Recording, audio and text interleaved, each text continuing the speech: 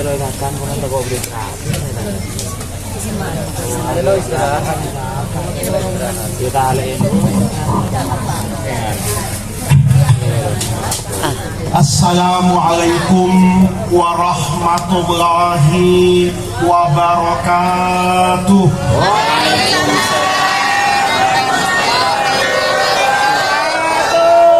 Bismillahirrahmanirrahim. Alhamdulillahirabbil alamin. Wassalatu wassalamu ala asyrafil anbiya'i wal mursalin wa ala alihi wa sahbihi ajma'in, amma ba'du. Segenap para alim ulama yang saya muliakan, para kiai, para asatidzah, para guru, saya mohon maaf tidak menyebutkan nama beliau satu persatu, tetapi tidak mengurangi rasa hormat dan ta'zim kita semua kepada guru-guru kita, keluarga besar Al-Maghfurlah Bapak Abdullah dan Bapak Haji Hussein, Bapak Ibu hadirin hadirat sekalian yang saya muliakan. Sebelumnya saya mohon maaf, saya tidak bisa berbahasa Madura, walaupun ayah saya orang Madura asli pakai sok. Ya. Ayah saya Kiai Syukron itu lahir di Madura, besar di Madura, setiap hari juga masih berbahasa Madura. Tetapi ibu saya orang Jawa, saya lahir di Jakarta, kanan kirinya tidak ada orang Madura. Jadi setiap hari pakai bahasa netral, tidak bahasa Madura, tidak bahasa Jawa, akhirnya bahasa Indonesia. Maka saya itu kalau ceramah itu nggak enak. Kalau ceramah di Madura itu dibilang Kiai Jakarta, kalau di Jakarta dibilang Kiai Madura. Ada orang tanya saya, panjenengan ini sebenarnya orang Madura apa orang Jakarta atau orang bukan-bukan? Di Jakarta bukan asli Jakarta, di Madura tidak bisa bahasa Madura. Jadi saya ibu-ibu, bahasa Madura itu saya cuma bisa dua. Yang pertama pese, yang kedua sekelangkong. Jadi saya cuma tahu itu, ya. Jadi saya tidak bisa lebih bahasa Madura dari sekedar sepese dan sekelangkong. Karena dulu kata ayah saya, ini pasangan sejati. Kalau ada pese, ada sekelangkong. Kalau tidak ada pese, tidak akan ada sekelangkong. Bapak Ibu sekalian yang saya hormati, malam hari ini kita hadir untuk acara haul. Saya kalau hadir ke acara seperti ini, itu saya bangga betul. Bangga dengan guru-guru kita, bangga dengan orang-orang tua kita, itu yang bisa membuat tradisi keagamaan ini budaya, kebiasaan, tetapi kebiasaan dan budaya ini berlandaskan agama. Kita ini acaranya, judulnya itu haul, isinya di Madura. Ini juga unik, Pak. Saya tadi kaget, kenapa acara nggak dimulai? Ternyata makan dulu baru ngaji. Saya kalau di Jakarta itu ngaji dulu baru makan. Saya tadi begitu dikeluarin makanan, nggak ada bunyi-bunyian dari speaker, itu sudah hamdalah. Alhamdulillah, rupanya saya telah datang ya. Karena tadi betul Bu, saya dari Surabaya itu cepat, tapi macet di Galis. Saya nggak tahu Madura ini kalau lebaran macetnya itu istiqomah ya. Sudah istiqomah berjamaah lagi ya. Coba Bapak lihat nih, dari Bangkalan sampai Sumeneb itu macetnya nggak berhenti-berhenti Pak. Nanti lepas dari Galis, langkar sedikit masuk Tanah Merah. Tanah Merah ini Madura, kalau di Jakarta Tanah Abang. Ya iya betul Pak. Di Madura namanya Tanah Merah. Kalau di Jakarta namanya Tanah Abang. Ya. Itu macet lagi. Jadi tadi waktu saya datang sudah nggak ada speaker yang bunyi, tapi orang khusyuk dikasih makan. Saya tadi alhamdulillah, ini kayaknya tugas saya tinggal Al-Fatihah pulang. Ternyata di Madura acaranya makan dulu baru mau ibadah hasanah. Bapak dan Ibu perhatikan, acara seperti ini kan intinya mendoakan kepada orang yang meninggal. Sebetulnya kalau cuma bicara mendoakan, kan nggak usah pasang tenda Pak, kan nggak usah sampai masak-masak, ya kumpulin aja orang. Begitu kumpul suruh berdoa, insya Allah yang datang nggak banyak. Kenapa? Diingat sama orang Bangkalan, itu acara haulnya Mbah Abdullah, itu baninya, anak keturunannya minal fuqara wal masakin, ya kan, wal mustad'afin. Kenapa? Bikin acara nggak ngasih makan. Coba acara seperti ini. Tadi kita lihat, yang pertama ada makanan. Yang kedua ada berkatnya. Ya, saya nggak minta, cuma tanya. Saya juga nggak bisa dikasih berkat. Saya besok masih mau pergi-pergi. Kalau berkat dari sini saya bawa ke Jakarta, insya Allah basi Pak, ya kan? Saya cuma nanya, ada makan, ada berkat, ada rokok. Biasanya orang Madura itu dulu, itu kalau acara tuh bagi-bagi rokok. Itu Madura yang asli begitu Pak ya? Kalau Madura yang sudah terkontaminasi Surabaya sama Jakarta, rada-rada hitung-hitung uangnya, biasanya nggak dikasih rokok. Saya juga agak kaget. Saya dulu waktu itu acara ikut ayah saya ke Syukron untuk kemana-mana, itu acara mesti ada bagi-bagi rokok. Jadi ada makan, ada berkat, ada rokok ya, ada kori, ada sambutan, ada tahlilan, ada mau'izah hasanah, ada mimbar, ada tenda. Ini acara kayak begini Pak, ini yakin di zaman Rasulullah nggak ada. Bapak pernah dengar haulnya Sayyidina Abu Bakar? Bapak pernah dengar Rasul misalnya bilang sama sahabat, istri saya Ummul Mukminin Khadijah ya, ini sudah wafat, tolong Abu Bakar kamu jadi ketua panitianya, Sayyidina Utsman bendahara, Sayyidina Umar sesi konsumsi misalnya, mau Ibu Hasanah ngundang Kiai Ali bin Abi Thalib misalnya. Ini kan nggak ada, tapi hebat dan bijaksananya guru-guru kita. Apa yang diajarkan agama itu dibuat tradisi, amaliyah, acara yang memudahkan kita untuk menerjemahkan ajaran agama. Haul itu kan doakan orang meninggal.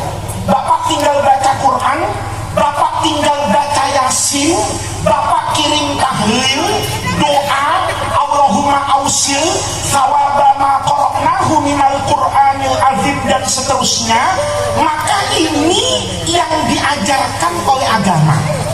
Tapi hebatnya orang tua kita itu buat acara kayak begini. Saya nggak nuduh Pak, kita ini kalau nggak ada hal kayak begini mungkin sudah lupa sama kakeknya, mungkin sudah lupa sama neneknya, mungkin sudah gak ingat sama gurunya. Gara-gara dibuat acara seperti ini, maka kita semua bisa menjalankan agama dengan indah. Saya mau cerita nih Pak, hebatnya, nggak usah Pak, saya masih muda Pak. Tadi kan kata Kiai suruh kawin 2 kan.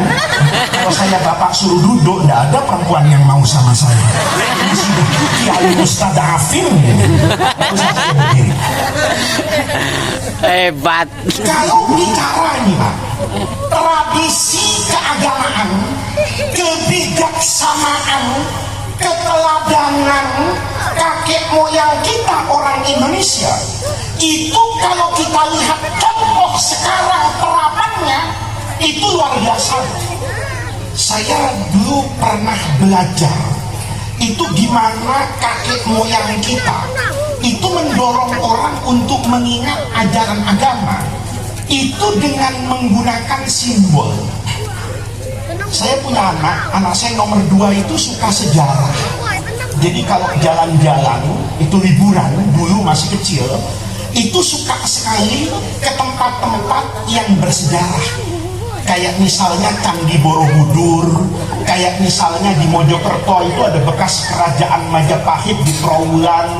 Itu anak saya suka ke situ. Kalau ziarah ke makam Rasulullah juga nanya-nanya anak saya tentang sejarah. Saya punya pengalaman yang mengesankan bapak-bapak.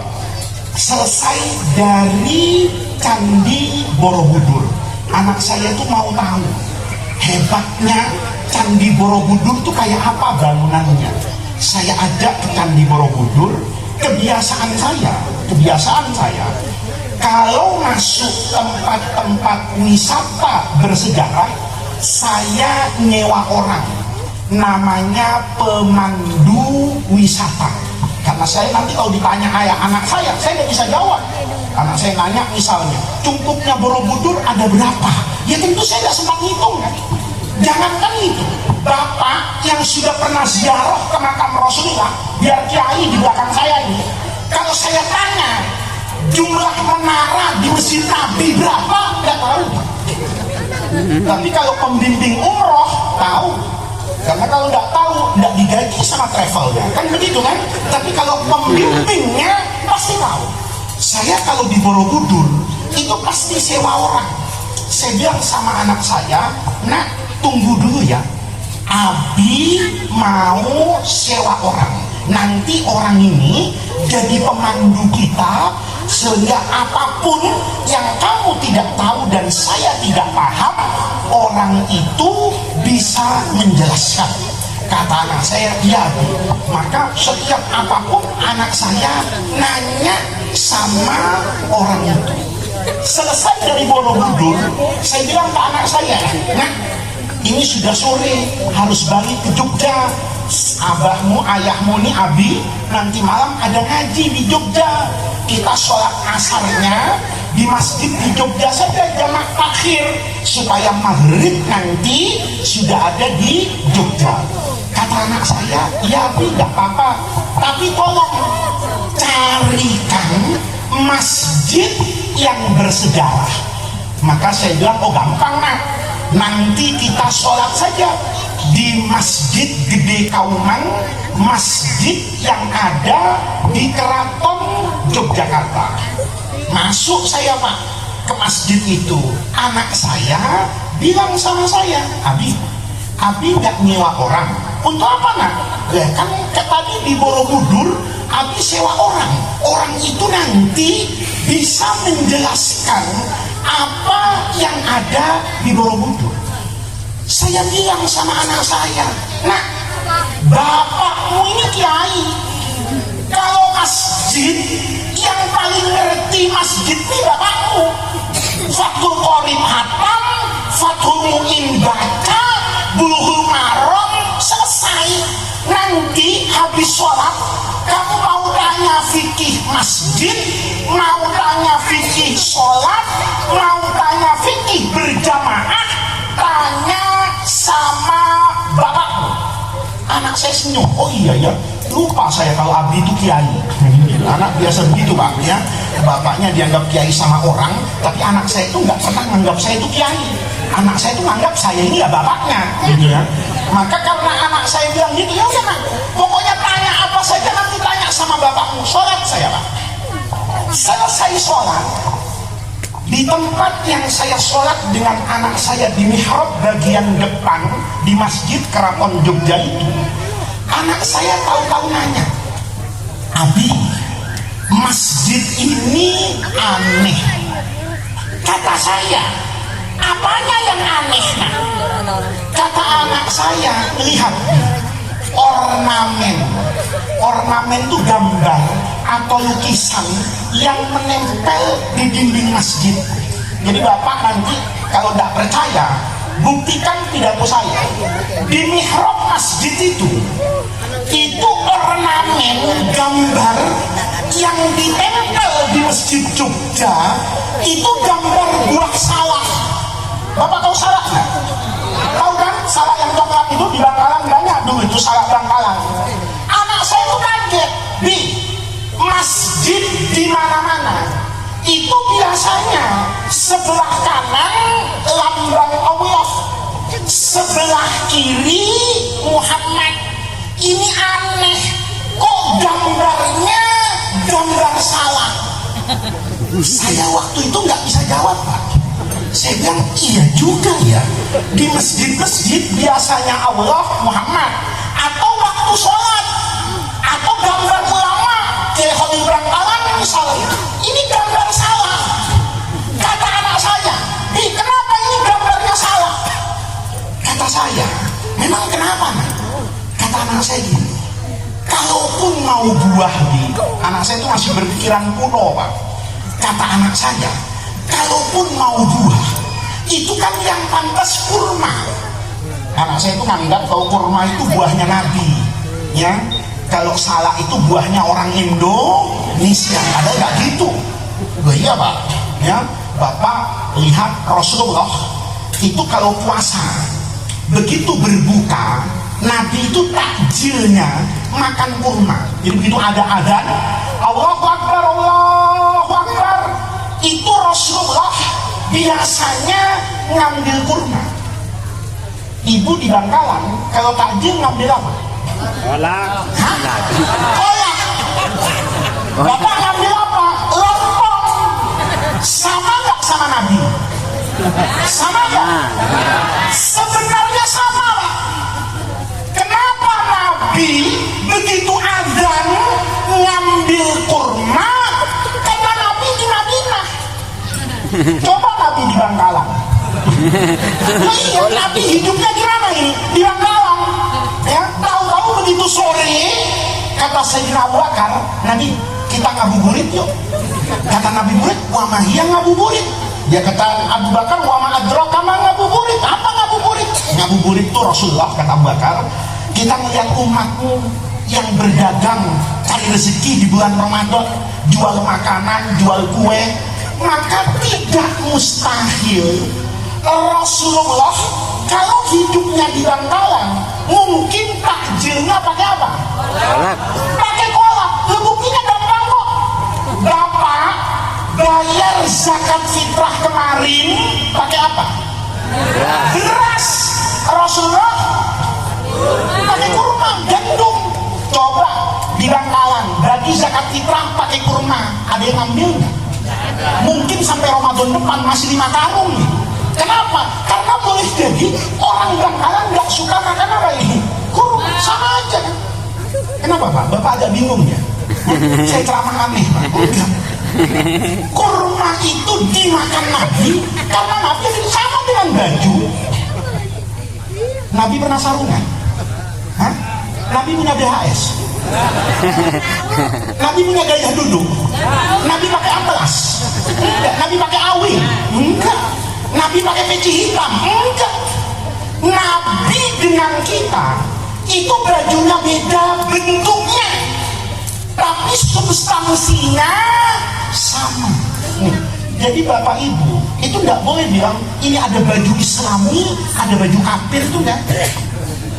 Baju itu yang penting yang pertama nutup aurat. Kalau ke masjid, agama cuma bilang khudu zinatakum inda kulli masjidin. Kalau ke masjid, pakai baju yang bagus. Baju yang bagus itu nggak ada agamanya. Makanya dulu saya masih kecil, Pak. Ya, saya belum pernah melihat dunia kecuali Madura sama Jakarta. Begitu ke luar negeri, saya itu sering dosa sama orang. Saya tahunya orang alim di Indonesia itu sarungan pakai peci. Saya tahunya Habib di Indonesia itu jubahan, pecinya putih, sorbanan. Sekali waktu saya ke Mesir, Pak, tahun 1998 mungkin, 28 tahun yang lalu saya ke Mesir. Begitu sampai di Kairo, santri saya itu bilang gini, mau puasa Gus, nanti terawihnya jangan di masjid ya. Di mana, kata saya? Ikut saya saja Gus, ada musola di pojokan situ, terawihnya khusyuk, yang jamaah tidak banyak. Maka karena saya baru datang di Mesir, saya ikut saja sama santri saya itu. Malamnya, malam 1 Ramadan, saya dijemput sama santri saya, ayo Gus, kita terawih di musola itu. Saya tanya sama santri saya, kamu kenapa maksa saya terawih di musola itu? Kata santri saya, ini musola Gus mempraktekkan sholat terawih sesuai dengan riwayat hadis Imam Bukhari dari Sayyidah Aisyah Ummul Mukminin radhiyallahu anha. Ini dipraktekkan di musola itu. Dengar hadis Aisyah di Sahih Bukhari, saya senang asalnya. Kenapa? Karena menurut Ummul Mukminin Aisyah radhiyallahu anha, Nabi Muhammad itu terawih dengan witirnya 11 rakaat. Dengar dulu, ya, jangan dirubah terawih di sini tahu 11 rakaat. Itu namanya bodoh, ya kan? Jangan dirubah dulu, dengar dulu. Dengar 11 rakaat, saya senang. Saya bayangkan di kampung ayah saya di Kaju itu dekat Asirojiyah itu terawih, Pak, 23 rakaat setengah jam. Nggak tahu di Bangkalan berapa? Sama, 23 rakaat itu 30 menit selesai. Saya bayangkan, oh enak terawih ini. Kalau 23 rakaat setengah jam, ini 11 rakaat 10 menit selesai, kata saya. Maka teman murid saya tak jelasin, saya sholat aja di situ. Tahu-tahu, Pak, sholat terawihnya itu betul cuma 8 rakaat, witirnya 3 rakaat, tapi rakaat pertama bacanya surah Al-Baqarah. Ini kalau dipraktekkan di Bangkalan, coba ya. Ini langgar kan? Dipakai terawih. Nah, coba aja Ramadan yang akan datang, imam di langgar ini rakaat pertama baca Al-Baqarah. Insya Allah pulang dibunuh sama makmumnya. Minimal sendalnya hilang. Kata makmum, saya umpetin, saya ambil sendalnya biar kapok. Nah, 1 rakaat surah Al-Baqarah. Saya asalnya itu husnudzon. Ini mungkin Al-Baqarah bukan Al-Baqarah Quran, tapi Al-Baqarah tahlilan. Bapak tadi baca Al-Baqarah kan? Waktu tahlil? Iya, depannya, tengahnya, belakangnya. Maka Al-Baqarah tahlilan 5 menit selesai. Tapi Al-Baqarah Quran 287 ayat, Pak. Saya Masya Allah, begitu fangsurna alal qaumil kafirin, itu saya pikir ruku Ali Imran. Enggak, diterusin, Pak, digenapkan 300 ayat 1 rakaat. Itu Masya Allah. Saya sholat sampai menjelang sahur. Itu mulainya 7:30, selesainya itu jam 3 malam. Jam 3 itu mau 3:30, itu saya pegang betis saya. Masya Allah, lebih keras dari singkong. Saya kesel gitu. Tahu gitu tadi kesini bawa parang kocok sama balsem, Pak. Kenapa? Masya Allah, saya pulang itu badan saya ginikan, keretanya itu kedengeran sampai Surabaya. Kenapa? Dari jam 7:30 sampai jam 3 malam itu belum selesai terawihnya. Ini yang mau saya ceritain. Besok malamnya itu kita datang ke teman saya tadi, kata murid saya, Gus, besok terawihnya di sini lagi ya? Ya tentu saya bilang iya. Kalau enggak iya kan saya malu, berarti saya kapok terawih di situ kan? Iya sudah besok gampang. Saya lihat nggak datang lagi, Pak. Tahu-tahu dijemput lagi sama santri saya habis maghrib itu. Gus, ayo bareng ke musola tadi. Sampai ke musola itu, malam itu ada tragedi, Pak. Kenapa? Imamnya nggak datang. Imam yang kemarin itu nggak datang. Kan dulu nggak ada handphone, nggak ada alat komunikasi kan. Di telepon ke rumahnya nggak diangkat-angkat. Akhirnya diangkat sama istrinya itu hampir 8:30. Oh, suami saya sakit, orang Mesir, nggak bisa ngimami. Dengar sakit, itu makmumnya bingung. Beda kalau di desa ini, imamnya nggak datang, insya Allah imam di Bangkalan, makmum di Bangkalan itu siap untuk jadi imam. Karena di sini biasanya imamnya itu kan imam mazhab dorong. Tahu imam mazhab dorong? Biasanya yang paling depan nih di bang mihrab itu didorong jadi imam. Dan yang didorong itu biasanya mau. Kenapa?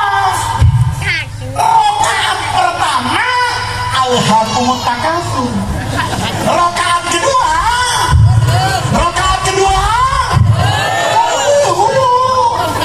bener kan? Itu kalau tarawih. Kalau sholat biasa lebih parah lagi. Rakaat pertama inna a'toina, rakaat kedua betul subuh inna a'toina, habis itu kulhu, duhur inna a'toina sama kulhu. Saya membayangkan, Pak, inna a'toina sama kulhu kalau nyalon jadi presiden menang 1 putaran. Coba presiden Indonesia calonnya inna a'toina, wapresnya kulhu, yakin menang. Kenapa? Ini dicintai oleh mayoritas orang Indonesia. Setiap sholat inna a'toina sama itu kan, Bu? Bu, bener nggak? Kalau bohong suaminya kawin lagi, bener? Duhur itu, asar itu, maghrib itu setahun, alhamdulillah inna a'toina sama apa ini? Begitu imamnya nggak datang, Pak, ini bingung. Yang Arab nggak ada yang mau maju, yang muka-muka pecel sama rawon kita ini, ya kan? Yang muka-muka orang Melayu Indonesia itu kalah mental dan nggak gampang. Walaupun yang jadi makmum ini yang hafal Quran banyak, Pak, tapi kalau tidak terlatih sholat dengan rakaat panjang biar hafal Quran grogi. Kenapa? Kalau Bapak ngapalin Quran duduk tenang, Pak. Asal lupa buka mushaf. Tapi kalau jadi imam itu butuh konsentrasi tinggi, dan di Indonesia itu sulit. Saya pernah kok sholat itu berantakan bacaan saya, Pak. Kenapa? Baru waladhdallin amin, saya baru salah. Bismillahirrahmanirrahim. Tukang sate nggak ada akhlaknya, bakar sate depan masjid, Pak. Mana masjidnya nggak pakai dinding, mihrabnya bolong. Saya baru Bismillahirrahmanirrahim, asap tuh masuk hidung. Saya tuh berpikir, ini sate ayam apa sate kambing? Kalau sate ayam, ini ayam Madura apa ayam Ponorogo?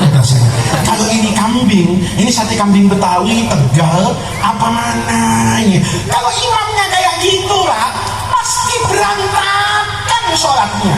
Apalagi rakaat panjang. Maka Bapak lihat, imam kalau baca Qur'annya 1 rakaat itu hampir 100 ayat Pak.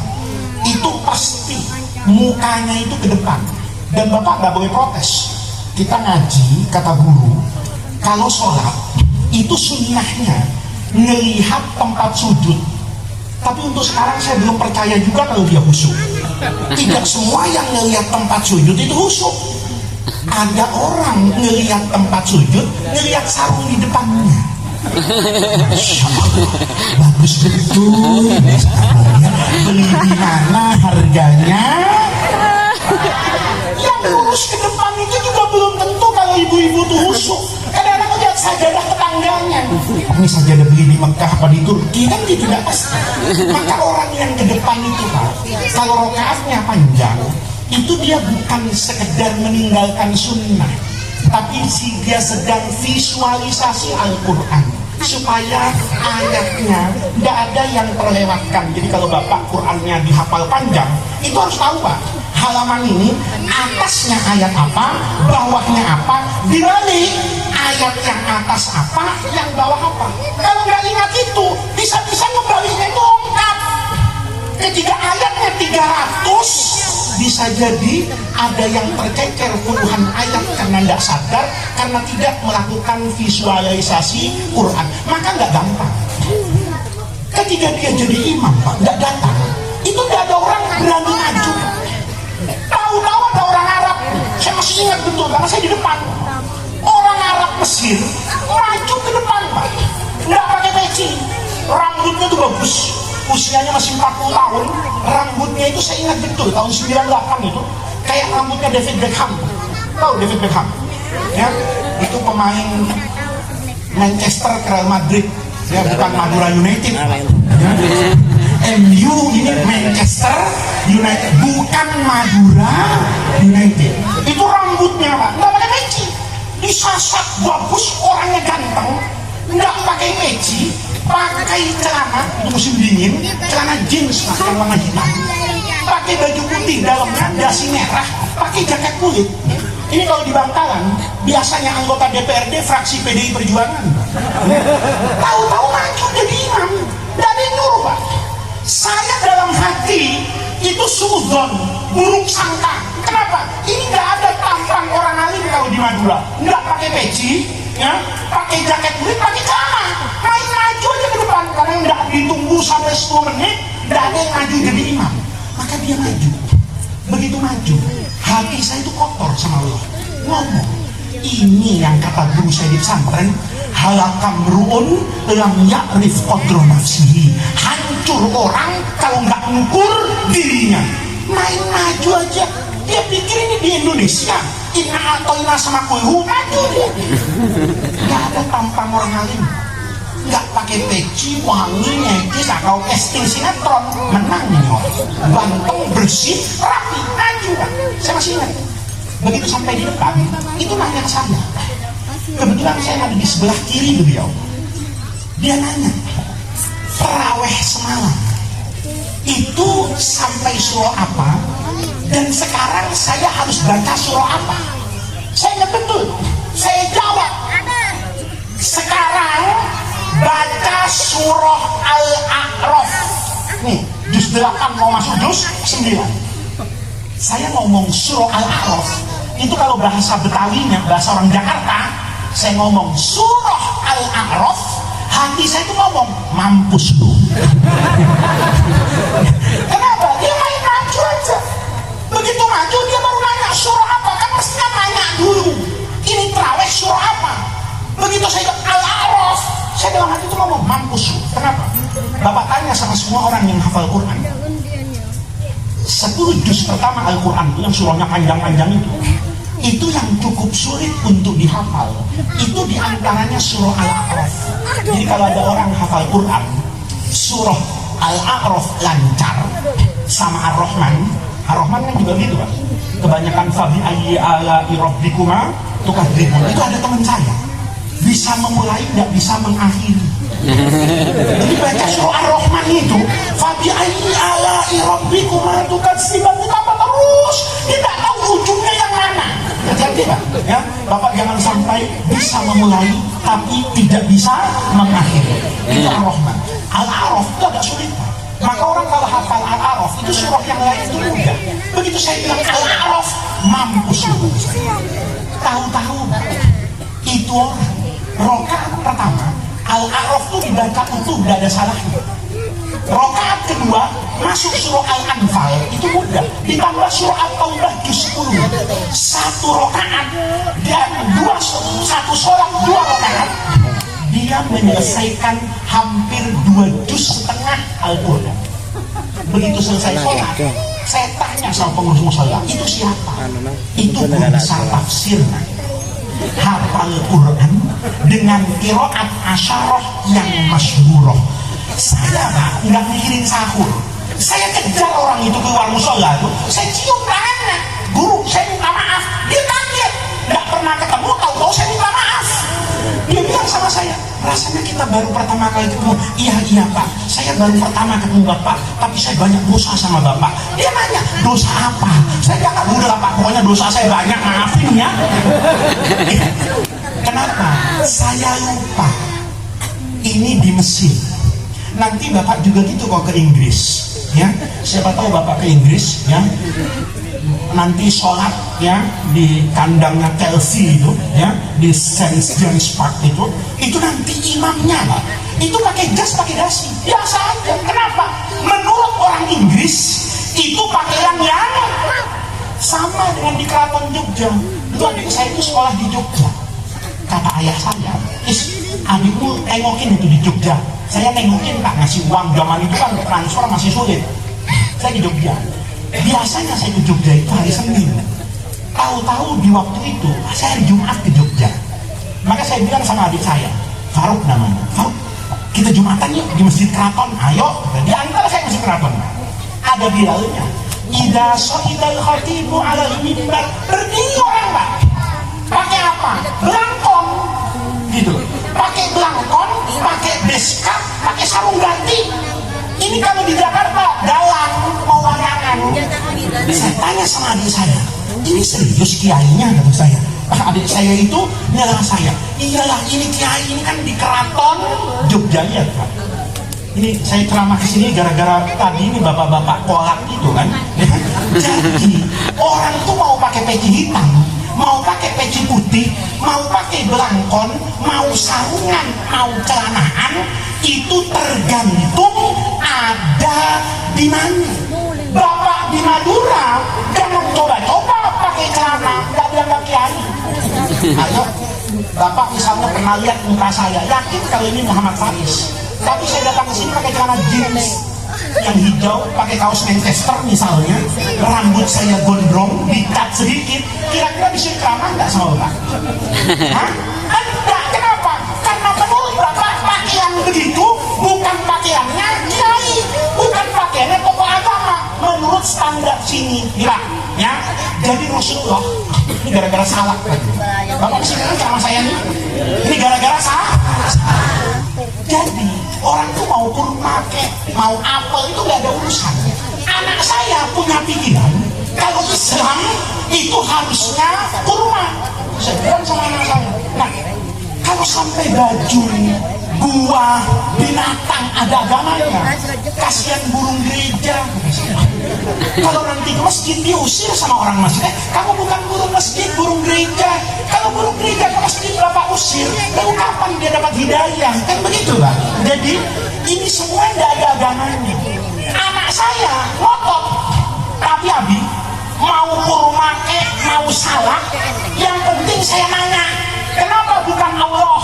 Kenapa bukan gambar Wali Songo? Kenapa bukan waktu sholat? Kok nempelnya gambar? Saya nggak bisa jawab. Saya bilang, iya ya nak ya. Kenapa? Anak saya itu langsung menghantam saya. Kalau udah dibilang di mestinya nyewa orang yang ngerti, tapi jangan merasa kiai sok tahu. Nggak semua kiai Pak. Nah, kiai itu nggak semua persoalan tahu, nggak semuanya dikomentari. Kenapa? Ada yang kiai tahu ilmunya, ada yang kiai tidak dinasihati sama anak saya. Makanya Bi, jadi kiai itu jangan sok tahu, rendah hati. Abi itu butuh ngaji sama orang. Saya bilang benar juga anak saya. Ada orang Jogja tidur di situ, tak tiduran. Saya pikir ini pasti pengurus masjidnya. Saya bangunin, mas, maaf mengganggu. Ada apa Pak? Begini Mas, anak saya ini penasaran. Penasaran apa Pak? Kata orang Jogja. Ini kenapa di mihrab ini kok ada gambar salah? Anak muda itu jawab, ini Pak ditulis di gambar salah karena ada hadisnya. Saya dengar ada hadis salah, kena mental Pak. Kenapa? Saya ini jelek-jelek kiai, tapi saya ngaji kemana-mana, nggak ada hadis salah kan?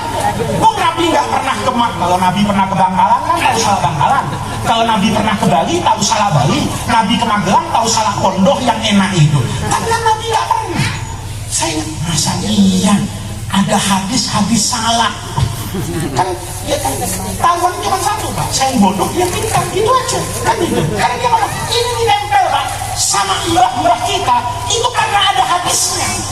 Saya nanya, ada hadisnya? Iya Pak, hadis salah. Saya tambah penasaran, hadis salah di kitab apa ya saya? Saya tanya, Mas, saya nanya serius. Kata orang tadi, apa Bapak lihat muka saya gak serius? Saya serius Pak, ini salah ditaruh di sini karena ada hadisnya. Saya penasaran, hadis salah, hadis apa Mas? Begini Pak, tempat yang Bapak sholat ini, yang saya sholat ada gambar salahnya. Dulu Pak, di zaman Kesultanan Mataram, Raja Jogja itu tempat kiai ngajar. Kan dulu ada sekolah, ada pesantren. Jadi kalau kiai mau ngajar agama, itu ngajarnya di masjid. Di masjid, di situ Pak. Saya dalam hati, apa urusannya sama saya? Itu mau kiai mengajar, kayak mau kiai tidur, kayak mau kiai jungkir balik, kayak bodo amat, bukan urusan saya. Masalahnya Mas, apa kaitannya dengan kiai ngajar ditaruh salah? Orang itu ngomong Pak, Bapak nggak tahu, dia nggak tahu kalau saya kiai, ya. Jadi diajar-ajarin sama dia, sambil ditunjuk-tunjuk saya. Apa Bapak nggak tahu? Apa Mas? Hadis Nabi yang mendorong orang untuk rajin datang ke pengajian. Tadi Pak Kiai sebelum saya kan bilang, di antara bagusnya acara ini, Bapak dan Ibu jalan ke sini tuh cari ilmu. Kak, kenapa Mas? Kesetrum? Ini tanda-tanda speakernya udah capek Pak. Saya mau pidato 2 jam sebetulnya, tapi karena itu saya ketrum, ya. Bapak-bapak, kata orang tadi, itu Pak tempat yang Bapak sholat, itu tempat kiai ngajar dulu. Saya bilang, apa urusannya Mas?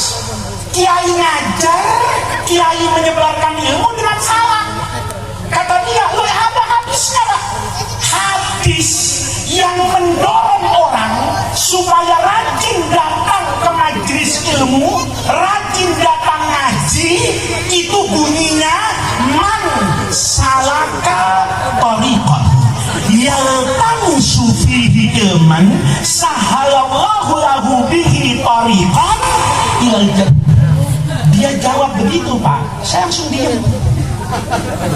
Saya pikir-pikir, cerdas juga ini orang.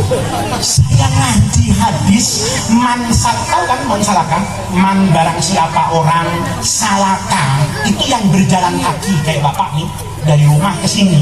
Itu satu langkah yang Bapak gerakkan, itu nanti sama Allah Pak diganti di akhirat. Itu langkah yang memudahkan Bapak masuk surga.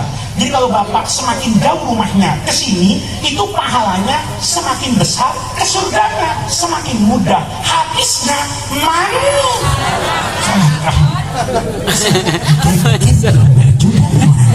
kenapa saya nggak pernah berpikir man salaka itu jadi salah? Tapi saya nggak mau kalah, gitu. Nggak mau kalah saya, karena saya nggak mau kalah. Saya bilang sama orang tadi, Mas, kalau memang itu niatnya man salaka torikon, kenapa nggak ditulis saja man salaka torikon yaltamisu? Orang tadi jawab, Pak, ini salah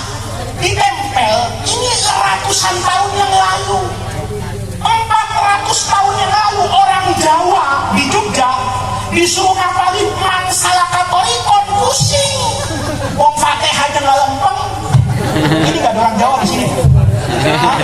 Ya, yang ada jangan tersinggung. Orang Jawa itu dulu, bukan Jawa sekarang, itu Fatihah nggak bisa. Nggak ada orang Jawa bilang surah Al-Fatihah tuh nggak. Yang ada surah Fatihah.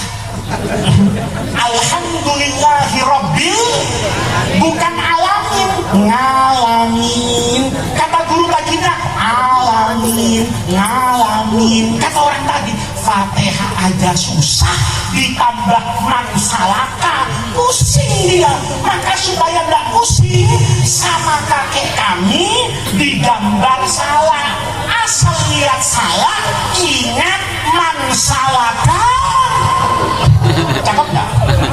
Cakep. Kalau yang salah kan buat harganya. Oh iya ya, salah. Itu salah. Ini Pak, saya pikir-pikir hebat juga. Dan ayo sudah sore keluar. Begitu keluar, di pintu masjidnya itu ada gambar wajib. Bapak tahu kue wajib nggak? Yang manis itu, yang pakai apa itu? Bungkusnya itu dari aren, manis, bentuknya kayak ketupat Pak. Itu digambar di pintu-pintu itu. Anak saya penasaran, dilihat tadi salah, sekarang wajib. Tanya di, tadi salah ada hadisnya, siapa tahu wajib ada Qurannya. Saya kata penasaran, nanya betulan. Mas, sebentar Mas, ini anak saya penasaran ini. Apalagi Pak, ini kok gambarnya wajib. Orang itu jawab beneran Pak. Ini Pak, kasih gambar wajib karena ada Qurannya. Saya lebih pusing. Kalau hadis kan mungkin saya tidak tahu. Tapi kalau Quran kan ayatnya terbatas 6.236 ayat. Itu semua orang hafal Quran ya ayatnya segitu itu Pak. Saya ingat tuh. Dari Al-Fatihah, Al-Baqarah, Ali Imran, Yasin, Waqiah sampai An-Nas, perasaan nggak ada wajib. Saya panggil orang itu, Mas, wajib apa Mas di ayat Quran? Begini Pak, dikasih mukadimah. Di pintu ini, zaman Kesultanan Mataram itu tempat pengadilan. Jadi semua penjahat, semua orang yang bersalah itu dihakimi dan dihukumi, diseram di masjid ini. Terus makanya sama Sultan dulu itu ditaruh gambar wajib. Supaya apa? Supaya semua penegak hukum di Kesultanan Mataram itu ingat dengan ayat Quran yang bunyinya wajib. Wajib ini Pak ya.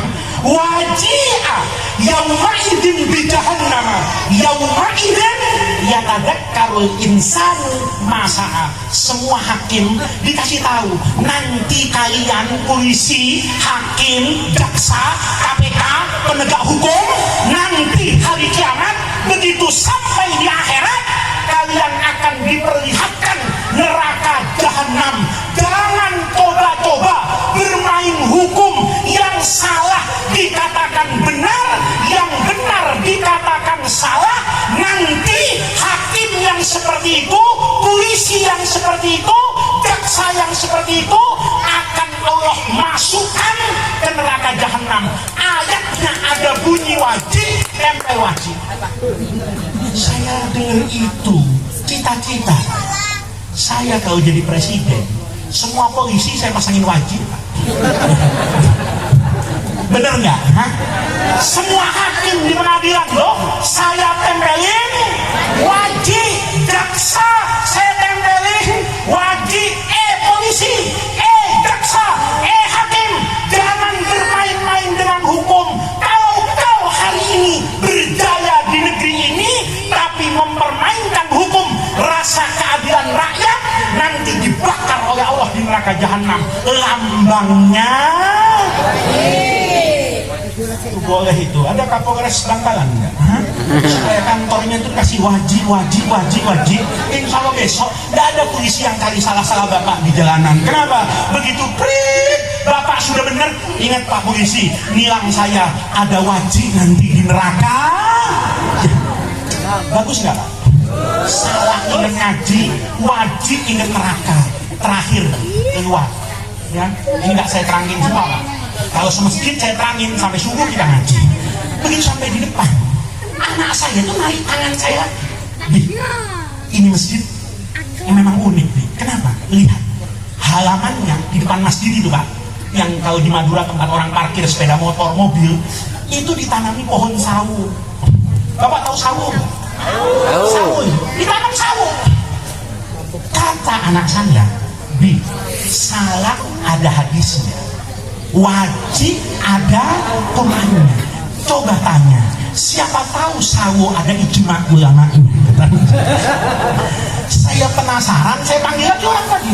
Pak, terakhir nih Mas, sebelum saya pulang, ada apa lagi sih Pak? Katanya, ini anak saya penasaran, kenapa di depan masjid kok ditanami pohon? Jawab, Bapak tahu nggak?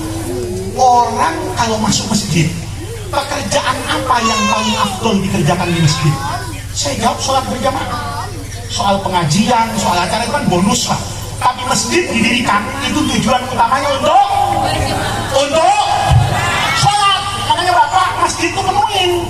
Jangan cuma maulid penuh, Isra Mi'raj penuh, subuh kosong. Masjid itu pertama kali didirikan untuk sholat. Maka orang tadi jawab, Pak, masjid itu yang paling afdol itu untuk sholat berjamaah. Ya, kata saya, sholat berjamaah Pak, yang paling afdol itu kalau softnya lurus dan rapat. Bener kan? Makanya kalau mau sholat berjamaah itu imamnya nengok ke belakang, luruskan barisannya, rapatkan. Itu bahasa Arabnya istawu sufufakum, dipendekkan sawu sufufakum, sawu sawu sawu, lama-lama jadi hebat kan? Kata orang tadi, nenek moyang kami Pak nanam pohon sawu supaya orang kalau masuk masjid itu ingat sawu sawu sawu, istawu, jamaahnya langsung nah di sini nggak usah ditiru ya. Kalau masjid sini nanam sawu, insya Allah jamaahnya nggak lurus ya, begitu berbuah dicolongin buahnya sama anak-anak. Tapi saya ceritakan bapak-bapak, itu menunjukkan nanam pohon sawo itu sejatinya bukan agama. Yang agama itu istawu, tapi pohon sawo itu menjadi amaliyah, menjadi sarana, menjadi instrumen. Ngelihat pohon sawo, Bapak tahu kalau berjamaah harus lurus. Ngelihat salah, Bapak ingat habis sholat mungkin di masjid ada pengajian dengan kiai. Ngelihat salah, ingat pahalanya mansalaka. Paham Pak? Jadi yang namanya haul ini adalah tradisi keagamaan. Agamanya apa? Doakan yang meninggal. Agamanya apa? Ngumpulin orang, silaturahmi. Adapun bentuk seperti ini, itu namanya tradisi keagamaan. Ini yang pertama. Yang kedua dan yang terakhir, ini sudah malam Pak. Ya, yang terakhir yang ingin saya sampaikan itu hanya terkait doa kepada orang yang sudah meninggal. Bapak, nanti kalau kita sudah masuk ke liang kubur semua Pak, yang paling ditunggu dari yang mati itu di kuburan, itu adalah doa dari orang yang hidup. Terkait dengan doa ini, saya mau menyampaikan ajaran guru saya. Kata guru saya itu begini, nak, nanti kalau doa itu tidak bergantung dengan redaksinya. Doa itu nak, penting. Kamu dapat doa dari orang soleh itu penting. Dapat doa dari kiai itu penting. Ngaji minta doa kiai, saya minta wiridnya. Kiai, saya minta doanya. Doa apa kiai yang harus saya baca? Wirid apa kiai? Itu bagus, kata guru saya. Tapi yang lebih bagus dari itu, doa itu tidak bergantung dari redaksinya. Satu. Yang kedua, kata guru saya, doa itu tidak bergantung panjang pendeknya. Yang ketiga, tidak bergantung Bapak dapat dari siapa, tidak harus. Tapi yang paling penting, doa itu lahir dari hati kita kepada Allah. Jadi kalau di doa itu Pak, usahakan seolah-olah kita itu sedang berbicara kepada Allah. Dulu guru saya di Syria, Al-Maghfurlah, Profesor Muhammad Said Ramadan Al-Buti, itu pernah cerita Pak. Cerita ini menggugah kesadaran saya waktu saya ngaji. Beliau itu cerita gini, dulu di Asyam di Syria itu ada kejadian menarik Pak. Jadi ada anak nih, itu nyeret bapaknya udah meninggal, dikafani. Biasanya kan kalau dikafani ke kuburan itu diangkat, kalau orang Jakarta bilang keranda. Kalau di sini apa namanya? Katel. Oh, katel itu. Oh, kates. Bahaya. Jangan salah Pak, jangan salah. Ya, karena kalau salah makna itu bahaya. Ya, saya dulu pernah ada imam itu lucu Pak. Ya, ini ada orang baru ngerti bahasa populer. Orang itu kalau rambutnya keriting diluruskan, itu namanya rebonding. Tahu rebonding? Ini ibu-ibu ini suka nih di salon ya. Rambutnya yang keril-keril itu dilurusin, itu namanya rebonding. Dia baru tahu kalau meluruskan tuh bahasa kerennya rebonding. Jadi imam di musola, begitu istahu tadi ngomongnya, tolong softnya di rebonding. Saya dengar cerita itu, kalau saya makmumnya saya tabok gitu. Kenapa? Rebonding itu bukan lurus begini, itu meluruskan rambut. Jadi Bapak jangan suka salah gitu ya. Jadi aktual itu panas. Jadi kalau Bapak lihat berita Iran diserang sama Israel hari ini, itu suka dikasih oleh berita itu, bahasa Inggrisnya itu adalah breaking news. Itu bahasa Indonesianya berita aktual. Berita aktual itu yang hot news, berita yang panas. Tapi Bapak nggak boleh besok beli pisang goreng ngomong sama pisang gorengnya, saya minta pisangnya yang aktual. Nggak boleh. Aktual itu berita. Kalau pisang panas, masih tanya katel apakah tes gitu ya. Kan biasanya kalau dia katel kan begitu kan Bu ya. Nah, ini kata guru saya di sini, ada anak muda itu ayahnya yang meninggal itu diseret pakai tali, nggak dinaikkan ke kaki, diseret sendirian, kok ada orang mau nganterin. Maka ada Arabi itu orang nomaden, orang yang nggak punya rumah, muter-muter aja di Arab itu. Kasihan melihat orang itu, ditanya, nah ini yang mati siapa? Bapak saya. Kok diseret ke kuburannya? Nggak ada orang satu kampung nggak mau gotong bapak saya. Kata orang tadi, mana kampungnya? Saya mau datengin, saya mau marahin orang sekampung. Kata anaknya, bukan orang kampung yang salah Pak. Bapak saya ini sebejat-bejatnya orang. Bapak saya ini tidak ada amal solehnya. Setiap hari maksiat. Kalau ke masjid ngambil sendal orang masih kecil, gede-gede motor orang diambil, ya kan? Lama-lama bukan cuma motornya diambil, rumahnya diambil, kadang-kadang istrinya dipinjam. Pahamnya ini laki sejahat-jahatnya manusia. Maka begitu mati, orang sekampung tuh seneng. Alhamdulillah, sampah masyarakat mati. Tidak ada yang mau gotong mayatnya ke kuburan. Maka rokok orang yang ketemu di jalan itu hatinya itu terenyuh. Kata orang tadi, senakal-nakalnya orang ini, sejahat-jahatnya, sebrengsek-brengseknya orang ini, kan tetap dia manusia yang harus dihormati. Maka orang tadi ngomong, nah kasihan bapakmu jangan diseret, ayo kita ambil bambu, kita tebang kayu, ayo kita gotong berdua. Digotong Pak. Orang itu di depan, anaknya di belakang, jalan ke kuburan. Sampai di kuburan, orang tadi bilang, kamu di atas saja, saya yang masuk ke liang kubur. Ya, jadi dia nanti masukkan dari atas, yang orang Badui ini yang masuk di liang kubur. Maka anaknya sudah tidak apa-apa Pak. Begitu masuk, dia taruh jenazah, bapaknya ini masuk liang kubur kayak biasa Pak. Dikubur selesai. Bapaknya ini ahli maksiat. Malamnya aneh nih kata anak tadi. Begitu malam anak ini tidur, mimpi ketemu bapaknya. Aneh nih. Orang yang hidupnya penuh dengan maksiat, nggak pernah sujud kepada Allah, nggak pernah puasa, tahu-tahu di mimpi itu ayahnya itu dalam kubur itu fi ahsani halin, pakai baju putih, wangi, bersih, sarungan. Wah, anaknya kaget.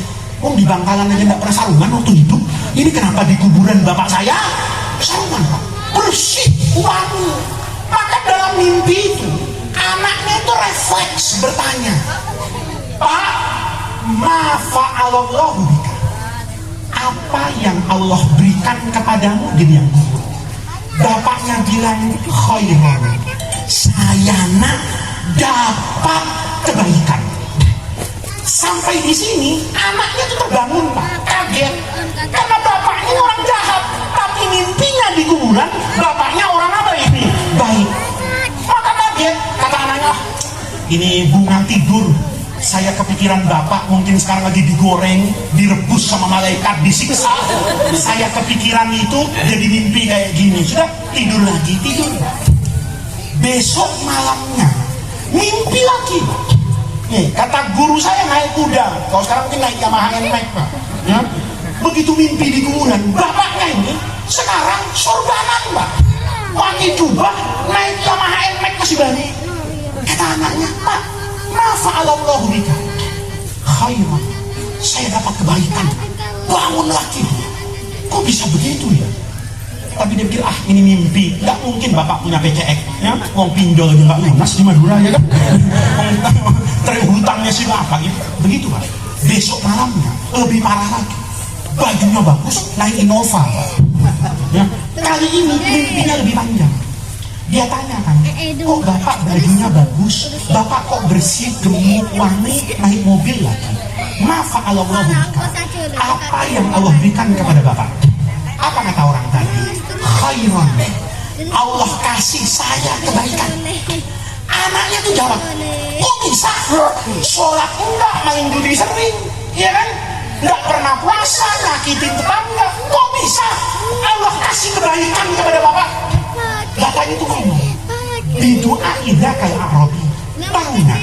Saya bisa begini ini, itu gara-gara doanya orang Badui tadi. Anak tadi bangun penasaran. Masya Allah, itu bukan kiai, itu bukan Roy Surya NU, itu bukan ketua Muhammadiyah, itu bukan guru tarekat, itu orang kampung, orang Badui biasa. Kok bisa? Dicari, dicari. Di Bangkalan dia ngubur, ketemu Pak di Semarang. Ya, udah jauh betul orang itu jauh. Dicari, ketemu, ditangkap orang Badui. Pak, masih ingat saya? Orang tadi bilang, iya ingat. Kamu yang narik-narik bapakmu itu kan dulu waktu mati? Iya. Boleh saya tanya Pak? Bapak, ini penting buat kita semua. Bapak, waktu naruh bapak saya di kuburan, bapak doa enggak? Kata orang tadi doa, ini penting Bu. Ya bapak-bapak nih, mumpung masih hidup termasuk saya, itu wasiat Pak. Kalau nanti masuk liang kubur, itu ada doa yang paling penting yang terakhir dibaca di liang kubur itu. Nabi itu ngajarin Pak, kalau meletakkan jenazah itu begitu jenazahnya ditaruh di dalam tanah, bapak ngomong yang naruh itu, Bismillahi wadoknaka wa ala millati rasulillahi salamnaka, dengan nama Allah saya taruh jenazah ini, wa ala millati rasulillah, dan di bawah bendera agama Rasulullah saya serahkan jasad ini kepada Allah. Hati-hati Pak ya, jangan percaya sama orang. Nah begitu tukang gali kubur yang nggak dibayar, ya kan? Orang suruh gali-gali, suruh ngubur, nggak didoakan Bapak. Doa ini penting. Badui ini ditanya, Bapak, waktu naruh bapak saya di kuburan, itu Bapak baca doa apa? Kata orang Badui, nggak baca doa saya sebenarnya. Nah, saya kan nggak pernah ngaji, saya nggak pernah ke pesantren, saya nggak tahu. Terus Bapak ngapain? Saya ngomong sama Allah. Lihat Pak, saya waktu meletakkan menguburkan jenazah ini, saya ngomong sama Allah. Ngomong apa? Begini nak, karena kamu cerita kalau bapakmu yang mati ini sejahat-jahatnya orang, saya itu kasihan. Kayak apa nasibnya ini dalam kubur? Tidak pernah sholat, tidak pernah puasa, tidak zakat, tidak ada kebaikannya, hancur di kuburan. Maka karena saya kasihan, saya ngomong sama Allah waktu saya letakkan bapakmu di kuburan. Kata anaknya, ngomong apa? Ngomong begini, nak, Allahumma ya Allah, ana abdukal fakir. Saya ini semiskin-miskinnya orang. Orang paling miskin di dunia itu saya, kata orang tadi. Tapi ya Allah, semiskin-miskinnya saya, idza maja'ani dhaifun, kalau saya kedatangan tamu, akramtuhu. Saya ini orang miskin, tapi semiskin-miskinnya saya di rumah. Kalau ada tamu datang ke rumah saya, maka saya hormati tamu itu. Kalaupun saya harus hutang sama tetangga, saya hutang. Yang penting tamu saya bisa makan, bisa minum, bisa dapat kehormatan. Sekarang ya Allah, manusia ini tamu. Kalau saya yang miskin bisa menghormati tamu, wa anta akramul akramin. Engkau ya Allah jauh lebih kaya dari saya, jauh lebih dermawan dari saya, jauh lebih hebat dari saya. Kalau saya yang miskin bisa menghormati tamu, apalagi engkau Rabbul Alamin, pasti kau bisa menghormati tamu. Gara-gara doa itu dapat keselamatan di akhirat. Pulang. Jadi bapak, budi, ibu, bu, mau mati? Bu, saya mau tanya sama ibu. Ibu mau masuk surga nggak? Ibu tahu nggak syaratnya masuk surga? Mati. Bu, tahu syaratnya masuk surga? Mati. Ibu biar sholatnya rajin, puasanya rajin, nggak mati, masuk surga nggak? Ibu masuk surga nggak? Mau kan? Berarti Mati. mau mati kan? Ibu, sebelum kita mati wasiat, nanti yang doakan ini penting Pak. Saya dulu pernah ngaji, ini yang terakhir Pak. Saya dulu ngaji sama guru saya. Itu kitab karangan Imam Ibnu Hajar Al-Haythami yang mengajarkan tata cara ziarah kubur ke makam Rasulullah. Itu ada kitab namanya Al-Jauharul Munazzam fi Ziyaratir Rasulil Mu'azzam. Cara ziarah ke Rasulullah. Nih bapak-bapak, ada yang pernah umroh Pak? Ada kan? Bapak kalau umroh biasanya sama kiai diajarin doa yang panjang-panjang. Waktu di Indonesia ingat, di depan makam Nabi insya Allah doanya bubar. Iya kan? Tawaf diajarin doa kan? Di Madura hafal, di depan Ka'bah asli lupa. Imam Ibnu Hajar cerita, ada orang dosanya diampuni oleh Allah itu gara-gara doa di depan makam Nabi. Doanya itu singkat, bahkan kalau pakai standar akhlak agak kurang berakhlak doanya. Jadi ada orang datang ke makam Nabi, mudah-mudahan kita semua bisa ziarah ke makam Rasulullah, mudah-mudahan Allah mudahkan rezeki kita, Allah berikan keamanan di dunia ini sehingga kita semua bisa beribadah umroh di Masjid Nabi, bisa haji wukuf di Arafah, dan bisa berziarah ke makamnya Rasulullah. Di makam Nabi itu ada orang berdiri, doanya aneh, nggak baca sholawat, ngomong gini sama Nabi, Allahumma ya Allah, inna hadza habibuka, yang di kuburan ini kekasihmu, wa ana abduka, saya hambamu nih yang di depan kuburan. Di antara saya dengan kekasihmu Rasulullah itu pasti ada setan, aduka, musuhmu. Ya, kita hidupkan begitu Pak. Kata orang tadi, Allah, saya mau ngomongnya, bukan doa ini. Ngomongnya apa? Begini Allah, sambil nunjuk makam Nabi, yang dimakamkan ini kekasihmu Rasulullah, yang berdiri di depan makam itu hambamu. Sementara yang ketiga setan. Siapa setan? Musuhmu.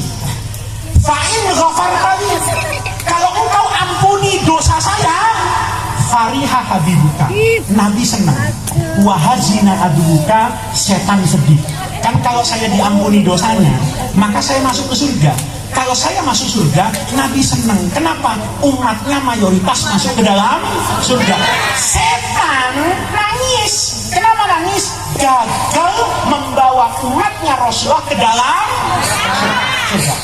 Tahap ke neraka. Tapi fa'ilam tagfirni, kalau engkau nggak mau ampuni saya, ya saya bisa apa ya Allah? Itu engkau yang punya hak mengampuni atau tidak mengampuni. Tapi ya Allah, kalau engkau tidak mengampuni saya masuk neraka. Hazina, Nabi Muhammad sedih. Wa fariha aduka, setan yang senang. Ini kan doa sambil ngancam Allah. Iya kan?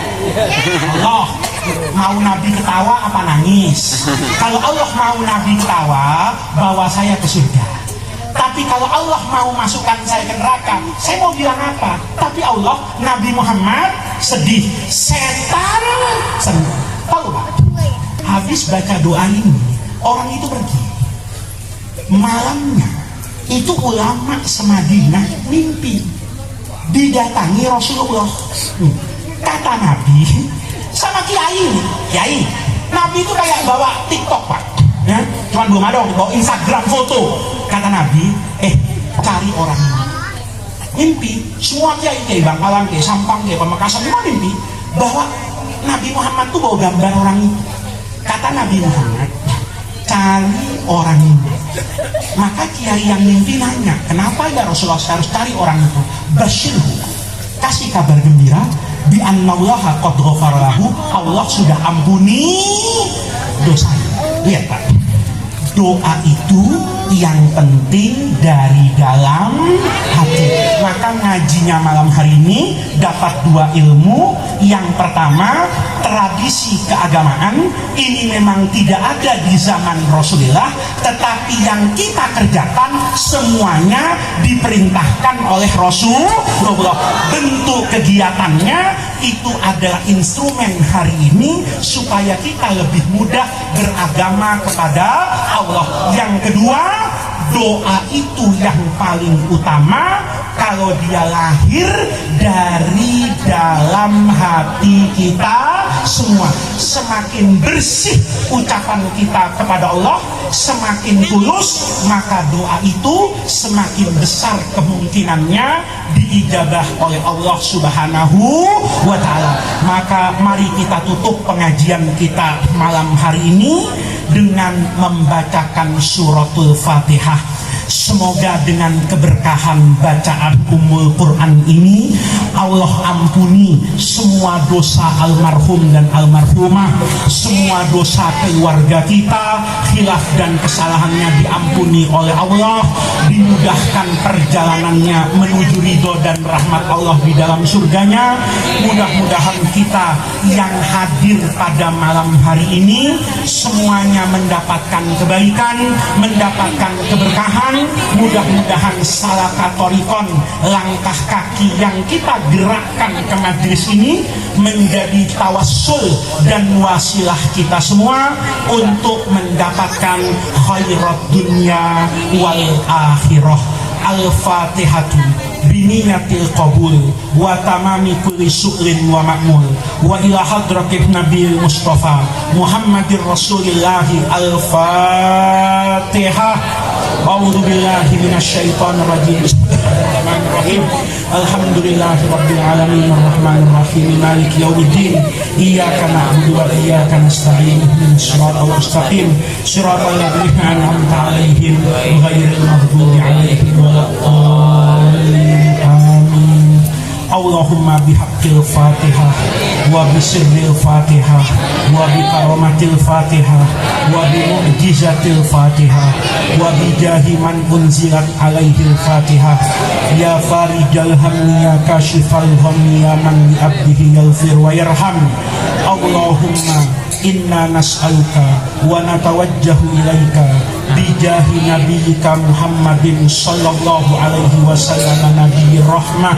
Ya Muhammad ya nabiyyir rahmah, inna tawajjahna bika ila rabbina fi qada'i hawaijina birahmatika ya arhamar rahimin. Ya arhamar rahimina irhamna, ya arhamar rahimina irhamna, ya arhamar rahimina irhamna. Allahumma innaka afuwun karim tuhibbul afwa fa'fu anna ya karim.